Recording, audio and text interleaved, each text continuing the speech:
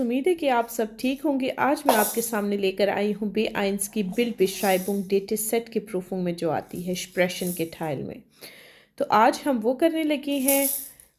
जैसा कि मैं आपके सामने एक पिक्चर लेकर आई हूँ, बिल्ड लेकर आई हूँ, उसके साथ मैं जर्मन, हिंदी और उर्दू तर्जमे के साथ। ठीक है, जर्मन भी लिखी हुई है, हिंदी भी और उर्दू भी लिखी हुई है, ताकि आप लोगों के लिए हो जाए आसानी। तो जैसा कि आप देख सकते हैं, zwei Personen steht in einer Werkstatt, 2 लोग वर्कशॉप में हैं। Sie schauen auf einen Tisch, वो मेज़ को देख रहे हैं। Ein Laptop liegt auf dem Tisch, मेज़ पर लैपटॉप है। Werkzeuge sind überall, औजार हर तरफ हैं। Der Mann liest ein Papier, आदमी कागज़ पढ़ रहा है। Die Frau schaut auch zu, औरत भी देख रही है।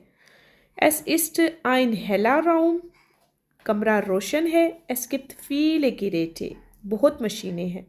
Sie arbeiten zusammen, वो साथ काम कर रही हैं। Es wirkt wie ein Projekt, ये एक प्रोजेक्ट लगता है।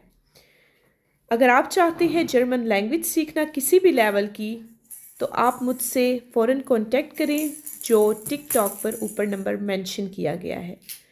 ठीक है, अपना ख्याल रखें व्यूअर्स। अल्लाह हाफिज़।